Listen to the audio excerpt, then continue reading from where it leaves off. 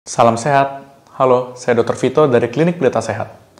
Jadi, pada kesempatan kali ini saya akan membawakan informasi seputar orang-orang yang beresiko terkena COVID-19 dan orang-orang yang seperti apa sih yang terkonfirmasi dengan COVID-19, bagaimana cara mengetahuinya, bagaimana cara menanganinya. Simak penjelasannya.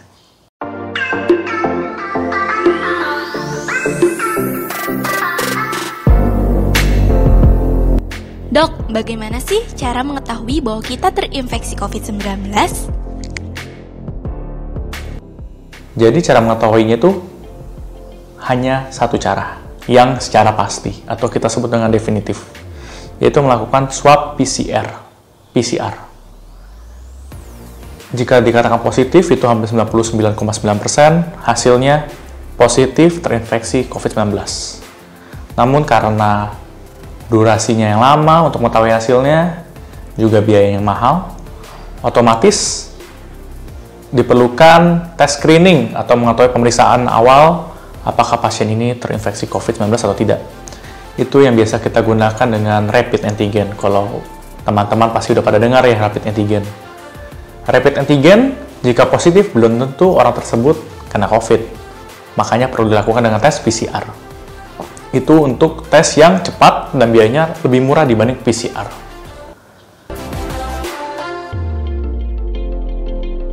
Dok, apakah hasil tes yang muncul pasti akurat? Jawabannya belum tentu. Mengapa bisa begitu? Karena orang yang terinfeksi COVID-19 positif itu baru menunjukkan hasil dia setelah 5-6 hari terinfeksi. Jadi misalnya saya terinfeksi hari ini, saya baru ketahuan hasilnya di rapid atau di PCR itu 5-6 hari kemudian. Tidak serta-merta begitu terkena langsung positif, karena namanya virus butuh waktu untuk memperbanyak dirinya sampai bisa dideteksi di tubuh. Seperti itu. Makanya kita ambil contoh negara seperti Singapura. Negara Singapura memberlakukan pengetatan yang sangat baik untuk orang-orang yang keluar masuk negaranya guna mencegah penyebaran COVID-19. Jadi pada hari pertama dia masuk ke negara, Singapura dilakukan swab PCR. Apabila hasil negatif, dilanjutkan karantina 2 minggu. Setelah 2 minggu, dicek lagi. Apabila hasil negatif, baru benar-benar pasien itu dinyatakan bebas dari COVID-19. Karena pada orang yang sehat atau tidak memiliki faktor resiko, COVID-19 ini tidak memiliki gejala dan bisa hilang sendirinya dalam waktu kurun 2 minggu.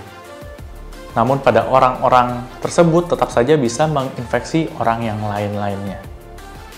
Dok, bagaimana sih faktor resiko COVID-19 itu?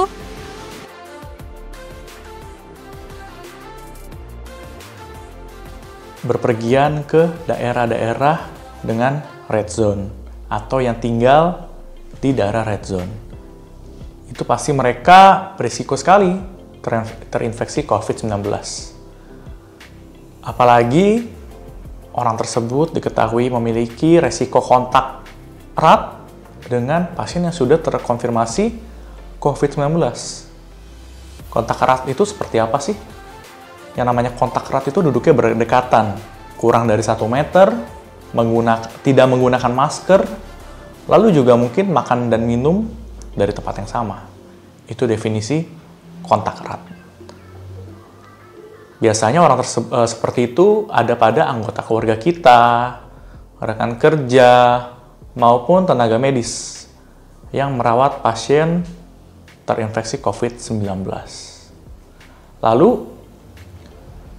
langkah berikutnya selain dilakukan tes PCR, kita juga perlu pemeriksaan penunjang. Seperti contohnya ronsen dada atau ronsen toraks untuk memeriksa paru-parunya apakah ada masalah. Lalu untuk yang lebih baiknya lagi dilakukan pemeriksaan CT scan namanya untuk memeriksa jaringan paru-parunya secara pasti. Karena dari pemeriksaan CT scan ada gambaran khas COVID-19 yang bisa kita lihat. Lalu siapa saja dok orang yang beresiko terkena COVID-19? Adalah petugas kesehatan yang pastinya merawat pasien yang terinfeksi COVID-19.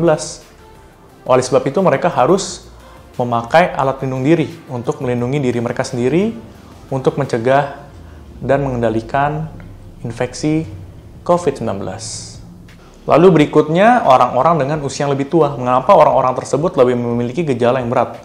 Karena orang-orang dengan usia lebih tua memiliki imunitas yang lebih rendah dibandingkan orang dengan usia muda. Bukan berarti orang dengan usia muda tidak dapat terkena. Orang usia muda dengan obesitas, dengan faktor-faktor resiko juga bisa terkena. Selain itu, karena COVID-19 ini berhubungan dengan imun, walaupun orang muda, tapi kelelahan juga dapat terkena COVID-19 dengan gejala yang parah. Karena kalau orang kelelahan, pasti imunnya turun seperti itu. Dok, apa saja sih gejala COVID-19? Yang pertama itu adalah tidak ada gejala. Karena orangnya memang sangat sehat, olahraga teratur, imunnya cukup beristirahat, tidak memiliki faktor resiko. Orang yang seperti itu apabila terinfeksi COVID-19 biasanya tidak menimbulkan gejala yang serius atau tidak ada gejala sama sekali, tapi tetap bisa menginfeksi orang lain. Seperti itu. Makanya kenapa orang tanpa gejala pun tetap harus karantina 14 hari. Perlu digarisbawahi juga, COVID-19 ini paling banyak menyerang organ paru-paru kita yang paling umum. Namun, penelitian terakhir COVID-19 ini bisa menyerang organ-organ lain juga. Seperti itu. Jadi pertama, gejala yang paling umum itu adalah batuk. Karena COVID-19 tadi saya bilang menyerang paru-paru. Lalu juga ada gejala demam, itu menunjukkan adanya infeksi di tubuh. Yang ketiga, kelelahan. Itu adalah gejala yang paling sering kita lihat. Lalu ada gejala lainnya yang belakang ini baru ditemukan. Menurut penelitian adanya ruam pada kulit. Lalu juga adanya hilangnya respon indera penciuman atau yang kita tahu dengan anosmia. Jadi tidak bisa cium bau apa-apa.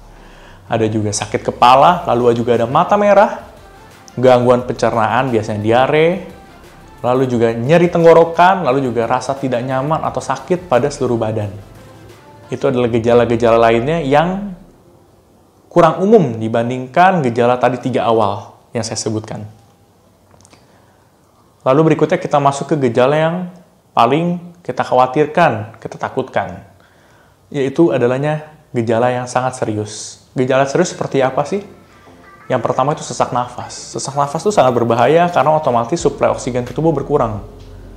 Itu sangat berbahaya karena bisa menimbulkan kurang oksigen dalam tubuh dan bisa meninggal. Lalu kedua adanya nyeri dada atau rasa tertekan pada dada. Lalu juga adanya hilang kemampuan berbicara atau bergerak karena biasanya disebabkan oleh sesaknya tersebut. Nah, jika Anda memang memiliki salah satu gejala yang disebutkan tadi atau beberapa gejala dan memang pernah berinteraksi dengan suspek pasien yang terinfeksi COVID-19 atau memang sudah terkonfirmasi, segera lakukan pemeriksaan atau konsultasikan ke fasilitas kesehatan terdekat. Karena dapat mempengaruhi orang lain juga. Mungkin pada orang muda tidak memiliki gejala, tapi tetap bisa menularkan loh ke orang tua, nenek kakek, atau orang-orang di sekitar yang memiliki faktor resiko. Bagi mereka itu sangat mematikan. Makanya itu untuk mencegah penyebaran COVID-19 ini diperlukan kerjasama kita semua. Juga dapat dilakukan konsultasi online dengan klinik dokter Pelita Sehat serta mendapatkan informasi yang lebih terperinci, lebih komprehensif lagi dari dokter-dokter dari klinik Pelita Sehat. Sekian dari saya Dr. Vito dari klinik Pelita Sehat. Saya undur diri, terima kasih. Salam sehat.